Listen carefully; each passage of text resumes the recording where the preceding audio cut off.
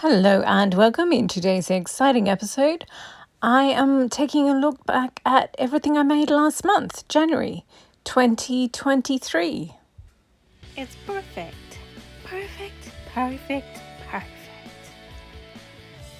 Perfect jacket. So in the last week of last year, I made this patchwork dress and I was afraid I wouldn't have enough scraps. So I cut out all these extra dresses and just had them in bits. So that at the start of January, I was like, oh, okay, I'll make some of them up. So here you can see they're I call it the ruby dress.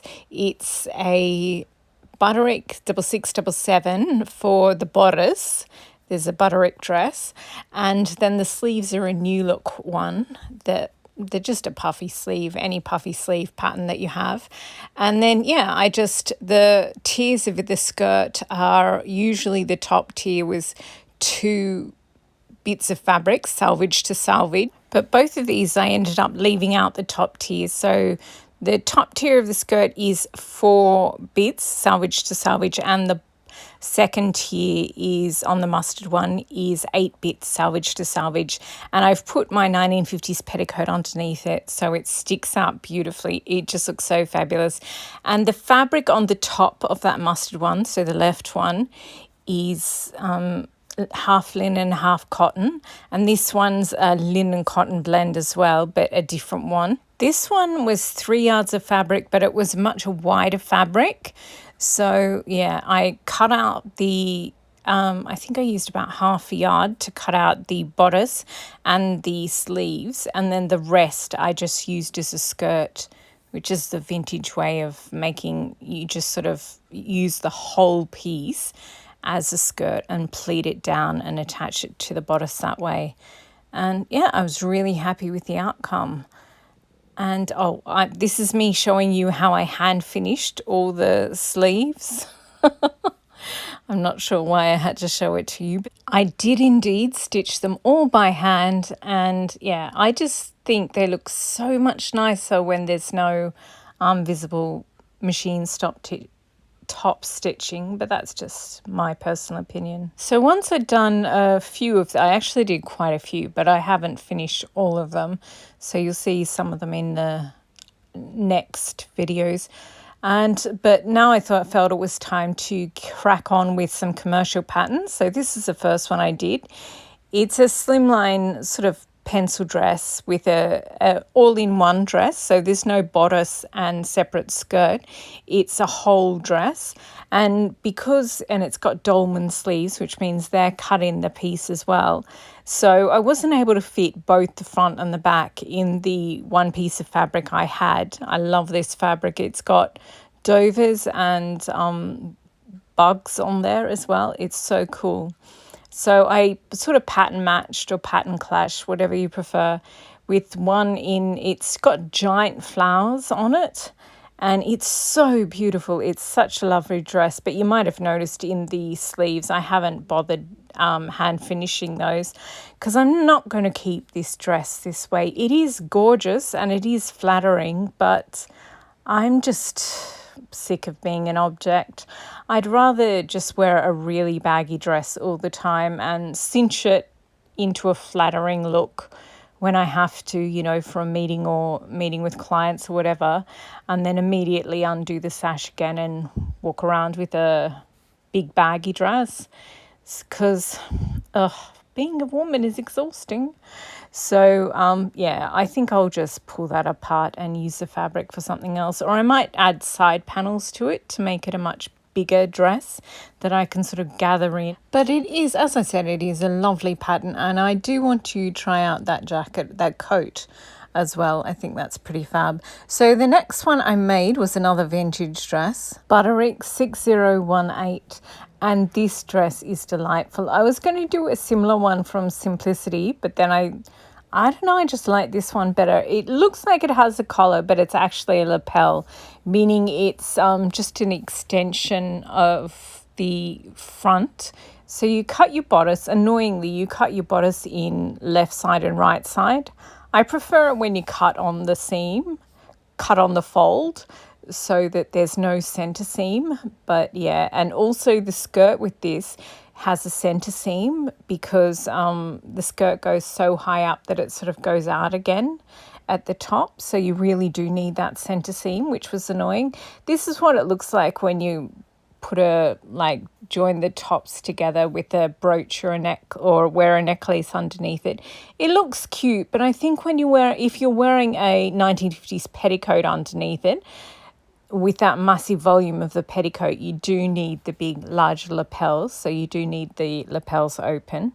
And this is what it looks like with the sash around it. And yeah, when I'm wearing a 1950s petticoat under a dress, I really do feel like you need to anchor it with a belt.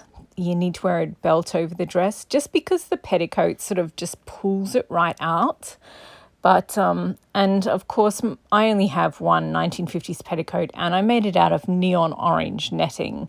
So you can see the petticoat underneath, but yeah, sometimes I mind, sometimes I don't mind at all and I quite like it. But I quite like this sash with it that's got the blue butterfly on it. I think it's cute. And I love this fabric. And yeah, I love the cuffs. I love the lapel. Again, like most vintage dresses, it's really quite fitted around the torso when you sort of zip yourself in. And I wanted a version where it could be worn as a baggy dress most of the time. And then just when I wanted to, when I chose to, I could turn it into something more flattering by sashing it. So this is what I ended up doing. The Holly version on the left it's the same skirt as the one you just saw. So it's the skirt from the Butterick 6018. And I've just put, I used the Butterick 6677, so my ruby dress, and I just added lapels to it instead of having a normal round neckline, and just the usual sleeves that I use for my ruby dress. And so I made that one. That's only out of 3 yards of fabric. I'm so impressed with that one. And the one on the right with the cactus fabric is, I just used 2 cut on the fold kind of triangle bits to make the skirt. And yeah, I was trying to use up, I have quite a lot of 2-yard fabrics, or 2 1/4 or 2 1/2. This uses up 2 1/2 of a combination of 1/2 yard of green and 2 of the cactus fabric.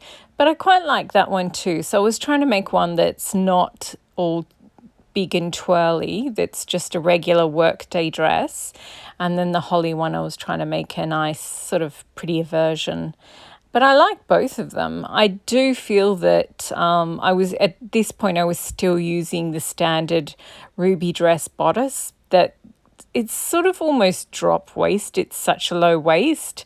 So I decided I have to chop at least a couple of inches off the crop, at least a couple of inches off that, and then maybe add more to the skirt to compensate.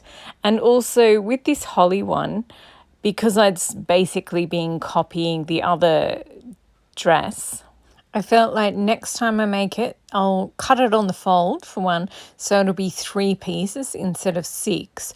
And maybe I'll add an extra piece so that, yeah, I just didn't want that many seams.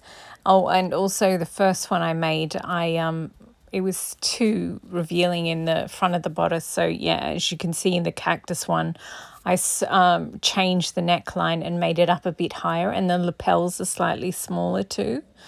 So then I decided to do another 2 to sort of crop the bodice line. So essentially lift up the bodice line and just tidy up a few other details. So this is the next one I made was this pistachio one. It's got green lining, which is why I call it the pistachio one. So these 2 are the same basic pattern, but you can see the neckline is much better and the lapels aren't so crazy big. And the skirt is, it's essentially a circle skirt rather than those big chunky panels. And then this is the next version, 2.0 of the cactus dress. I lifted the waistline. So the bodice is cropped and the skirt is longer. And I really like this. I think this turned out so cute. And I also, with the cactus one, I didn't like how narrow the strips around the arms, the cuffs were of the sleeves. So on that one, the cuffs are slightly bigger. This one, I absolutely love, love, love this dress. The only thing I don't like about it is the center front. But when you have a lapel on your bodice, you have to do a front seam. So yeah, I'm thinking about putting maybe some black beads or a little bit of black ribbon or green ribbon down the middle so that it doesn't look so iffy. But so far I haven't.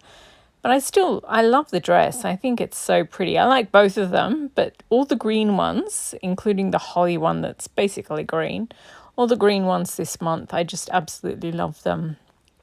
But yeah, I love the length of this one and everything. So the next one, I think I did this Chanel style jacket. And yeah, the video for it is really dark. I need to sort of color grade it or something. I don't know. The jacket's only half made because I got to there and then I was like, okay, time to edit the first section. And I did, and I just did not like that video. So I still have it. And yeah, hopefully I'll have time to just sort of mess around with it and try and get it to a good standard. But anyway, I was losing the light here, so moving on. And yeah, when that jacket didn't work out, I was like, got a bit grumpy. So I just made two more dresses. These are actual circle skirts. So you know where you sort of fold your fabric and then fold it again sort of into a pie slice. And then you cut a curved line at the bottom and a curved line at the top.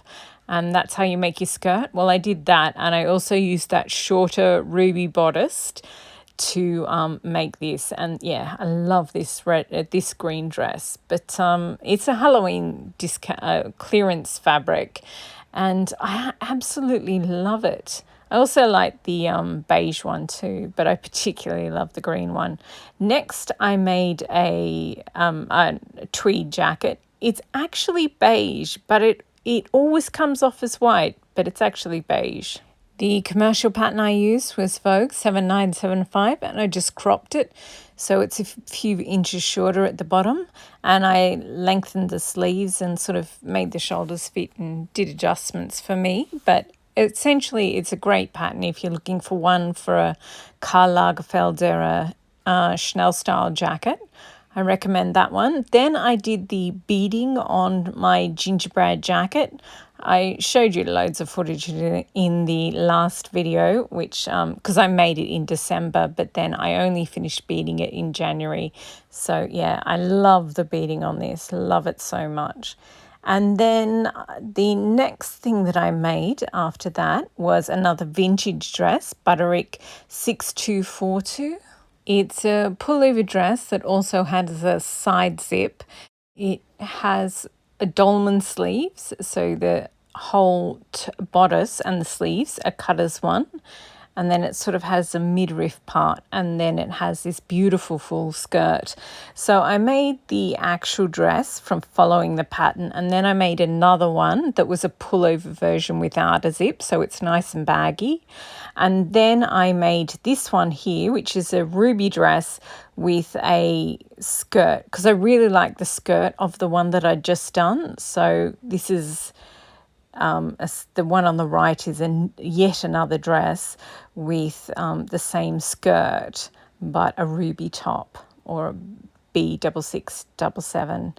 And then after that, we're nearly at the end of the month, I made 3 dresses. I originally sort of these are the ones that I cut out right at the end of last year. And so I had all the layers ready in the bodice and the sleeves. So all I had to do was sew everything together, pleat everything down. One of them's floral and one of them's different. It's to wear to a kid's party, basically. It's got the hungry little caterpillars, some kids' bright coloured things, and some Toy Story fabric. This is the floral one. It's got 3 different florals. 4? 4 different florals.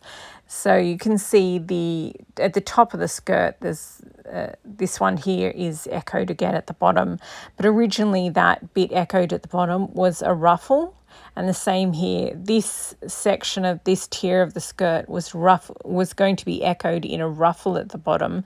But the ruffles, I don't know, when I make them, they just don't look good. Or maybe I think I'm just too serious to carry off ruffles, or I don't know.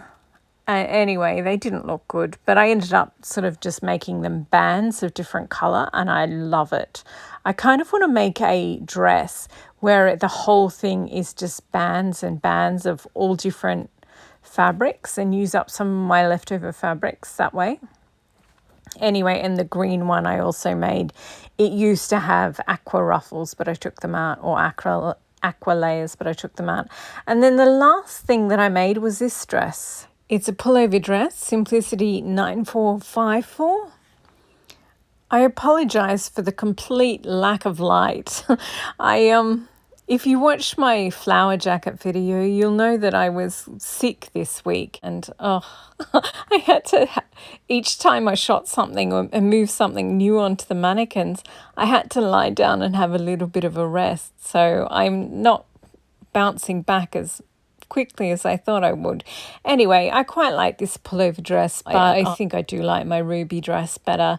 This is a good dress if you've got a larger bust or really big bones, big shoulders. It's a good one because the bodice is for a bigger figure. I just have tiny shoulders, so those off the shoulder sleeves just make me look like I'm wearing somewhat, a child wearing adult's clothes or something, which isn't a look I like. Anyway, thank you very much for watching, and that is everything that I made last month. I did like all the commercial vintage patterns that I tried out, but I did also become increasingly aware that I prefer a baggier version. But I would definitely recommend all the originals, the vintage ones. They were beautiful, and the instructions were quite easy to follow.